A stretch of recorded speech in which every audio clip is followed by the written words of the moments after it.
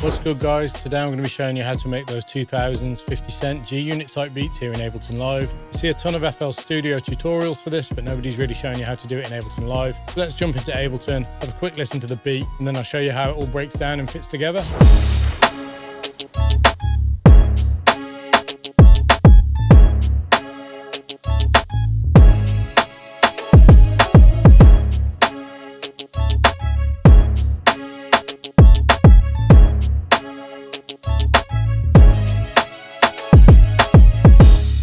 So for this style of beat, I like to set my tempo anywhere between about 90 BPM, maybe all the way up to 105. For this one, I've gone for 98 BPM. We're just in the scale of C minor. Obviously, with these sounding a little bit darker, minor chords tend to work better. And then the main thing to really get this style down is sound selection. So a lot of those beats in the early 2000s were made on things like the Korg Triton, the Yamaha Motif, and the Roland Phantom workstations. Now, obviously, not everybody's got access to those workstations.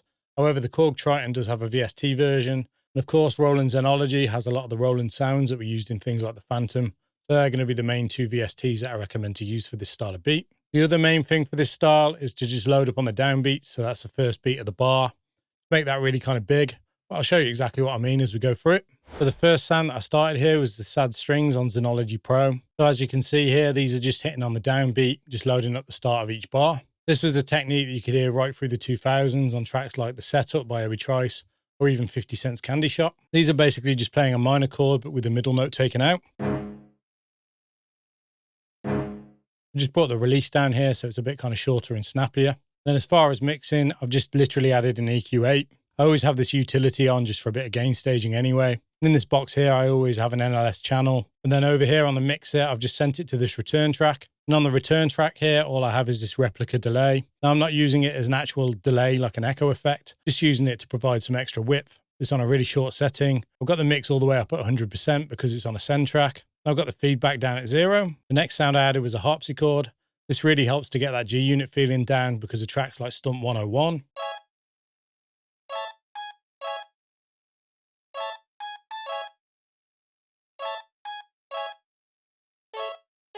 So all we're doing here, we just made a really simple chord progression. We switched it up from these three notes just to switch in this note up here, just to add more tension. Brought it back down to here because when you go from here to here, it adds tension. We've kind of done the same here as well. And then we've just kind of come down in the scale towards the end. And all I've used on these to make them sound a bit more kind of authentic is this strum feature down here. So rather than them being straight like this, just get a bit more kind of feeling in there. Here's how they sound with the string stabs.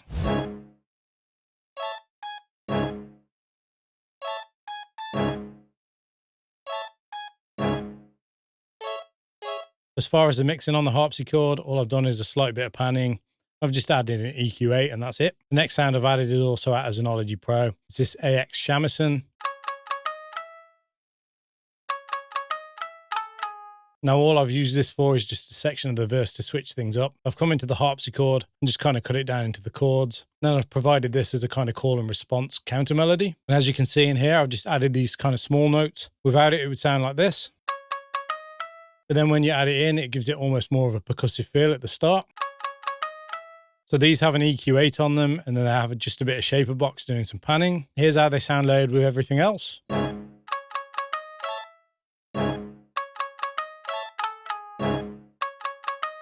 The next layer is these low strings. Now this is out the Korg Triton. This is just providing call and response with a harpsichord during the chorus section. So as you can see, they're just playing the same two note chords as the string stabs we have on the downbeat. Then when it's layered in with everything else, it just gives us that call and response again. Just having EQ8, cutting out the lows and rolling some of the top off as well. After that, I put down this jazz organ out of the Korg Triton. Obviously, organs were featured quite heavily throughout the beats of the 2000s. You can hear them on things like Popping Them Things during the chorus. This is just backing up the previous low strings here, but I also have the middle note of the chord in. This plays on every second one, just skipping one to give us some variation.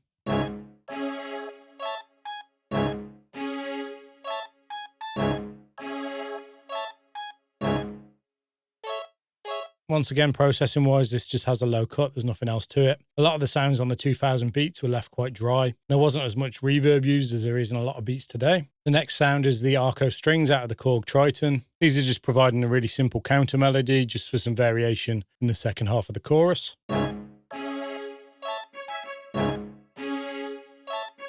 Once again, they just have a low cut. Then they have some of the highs taken off as well. These are just panned all the way to the left. Next, I've used this clean mute guitar out of the Korg Triton. This was a sound that was featured quite a lot on beats from Shady Records specifically. The tracks like Gun Go Off by 50 Cent, Hands Up by Lloyd Banks, or even Patiently Waiting, kind of in there in the background, low underneath the main melody. This is just playing a really simple pattern here on the root note, and it's more about the timing and the groove.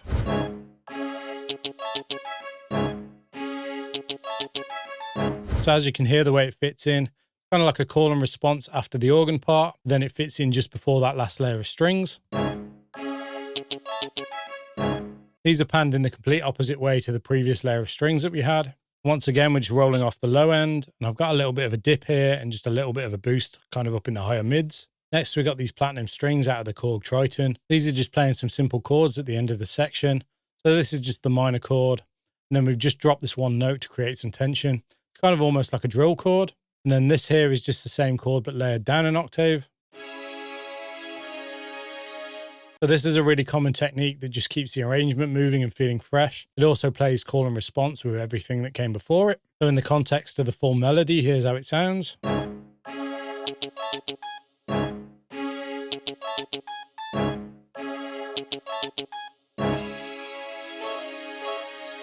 As you can hear, the only thing that's carrying on through it is the harpsichord.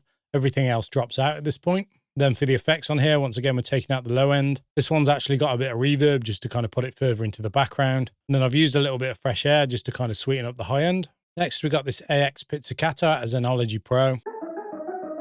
As you can see here, I've layered it over 2 octaves, and it's just kind of doing this progression downwards.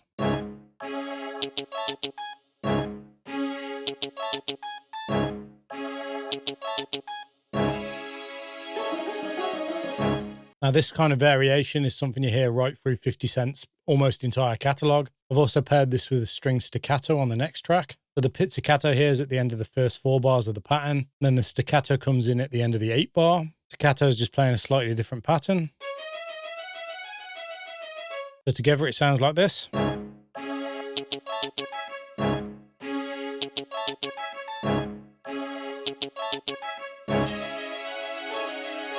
As far as processing on these, on the pizzicato here, I've just got some EQ again. I've just got some shaper box here doing some subtle pan shaping. String staccatos are basically the same, except I've left the high end in. Then we've got the exact same shaper box. However, instead of going over half a bar, this goes over a full bar as this pattern's longer. As I wanted to load up the downbeat even further, I've come into the combi section here on the Triton and used this Triton Orchestra. These literally just hit the root notes of the scale on the downbeat here over 2 octaves. It adds that really big kind of timpani hit.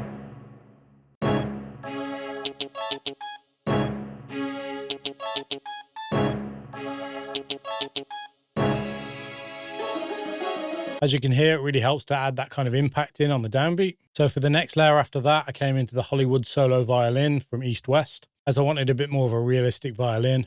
This literally just plays here on the end section, kind of in the outro part as the hook repeats itself towards the end. This was a technique used for a ton of 2000 beats. It doesn't even always have to be strings or a violin. You can hear things like this on Many Men when they bring in an electric guitar as the beat fades out. This was just playing a pattern that I just kind of came up with on the keyboard, and then I've just quantized it.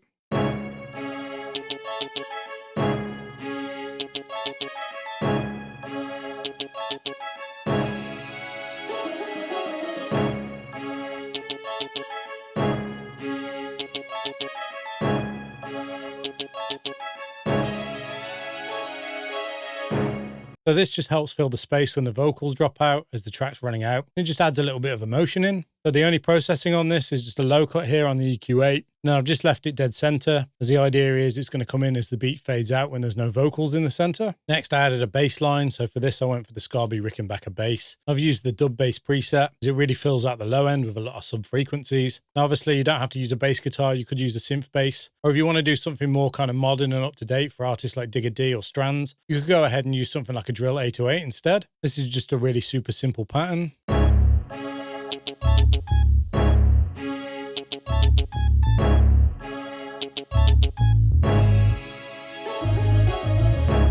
On here, I've just got a low cut below 30 hertz as I really don't need those frequencies. And then I've just got a little bit of kickstart too, just on the lower frequencies here coming from the kick drum. So it ducks out of the way every time the kick comes through. And I've also just got a little bit of saturation from this black box HG2. Next, I added this gun reload, which I found on Splice.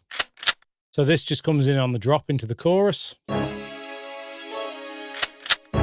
Just really helps to kind of fill out the transition. I've also used it here in this section of the verse. Now this is at a lower volume. And timing wise, this is just to layer with the snare. For the drop on the verse, I've also added this gunshot to happen just after that reload sound. So when paired with the gunshot, you get this.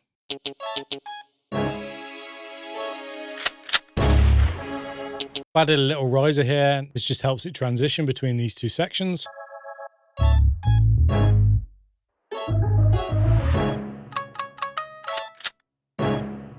The next, it's onto the drums. So for the kicks, you want to go for something nice and subby. You can go for something a bit more modern that hits a bit harder, like I've done here. This is a kick that's from my upcoming kit.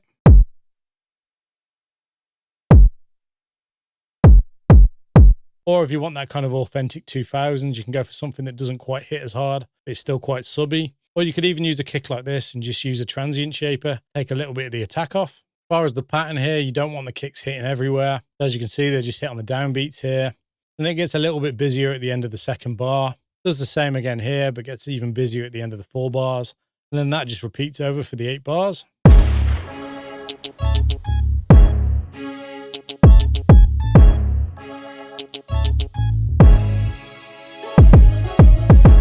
Doing it like this and keeping them spaced out gives a bigger kind of impact on the downbeats. As for the snare, if you listen to a lot of 50 Cent's catalogue, he often uses these big kind of wide open snares. They're not quite as mono as the snares we use in modern music today. So just to give you an example of how it sounds.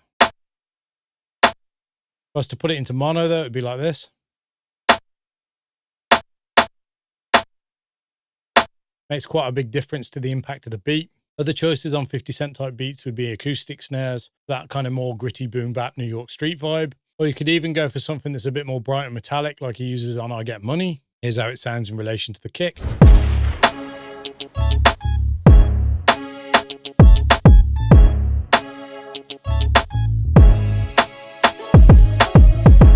As for the percussion, it's usually used quite sparingly. A lot of the beats use shakers instead of hi-hats. For this one, I've used both a hi-hat and a shaker, but I've kept it quite open. As you can see on this beat here, I've used the hi-hat quite constantly, all quantized completely on grid. And then the shaker just kind of comes in on the offbeat.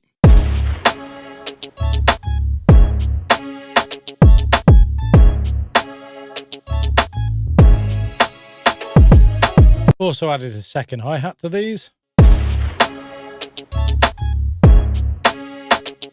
I've added this really simple open hat as well. We've got lots of layers here, but the patterns are just really simple still. Also, just for a bit of variation, I've added a triangle here just on the 4th bar. Then I've also added a tambourine.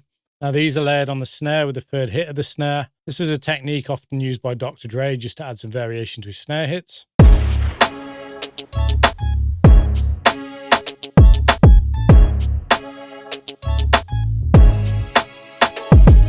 And then the last thing that I've added here is the crash. This is the Ember crash out of the Keep It 500 kit. As always, the link's down in the description below. It's a completely free kit. And this is just hitting on the 1st bar of the chorus. Just kind of helps add a little bit more impact along with the gunshot. As far as the mixing on the drums, I've just got a bit of panning going on so they're not all playing on top of each other. This just helps create a bit of width and space in the mix. On the hi-hats, I've got a little bit of EQ going. On the crash, I've just taken out the low end here. On the snare, I've just got a little bit of boost here after taking out the low end as well. Then on the actual drum group itself, I've got this Townhouse bus compressor from Plugin Alliance. Now this is kind of a clone of an SSLG bus compressor, which was a really common compressor used to mix a lot of these records. As far as the master channel, which is really kind of a mixed bus, looks like there's a lot going on here, but there's not really that much. So I've got the NLS bus. Now this links to the NLS channel plugin that I have on every single track. And the idea of this is it's meant to kind of add some analog saturation that kind of mimics the summing of the SSL consoles. After that, I've got the SPL machine head. This is a tape saturation plugin. Got a little bit of EQ using a Pultec EQ. Got a little bit of boost on both parts and a bit of attenuation. I've then got a little bit more saturation from the Black Box HG2, one of my favorite saturation plugins. Then got a Mag EQ4. This is in mid-side mode, so I've just got a boost in the mids here.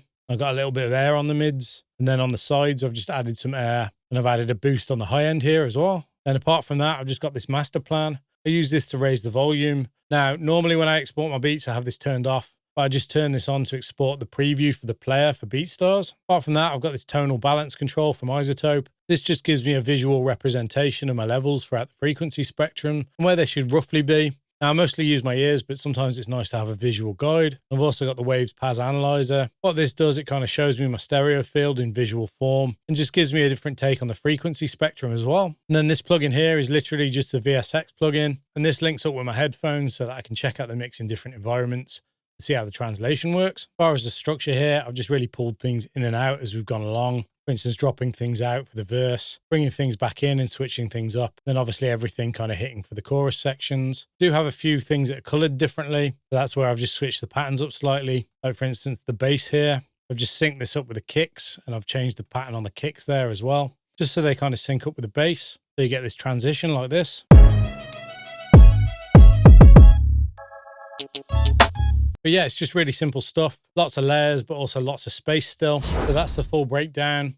As always, I'm going to play you out with a full beat. Let me know what you think of this one in the comments down below. If there's any other styles of beats that you want to see me break down, let me know down in the comments as well. Hope you all have a good day. And until next time, I've been SK. Peace.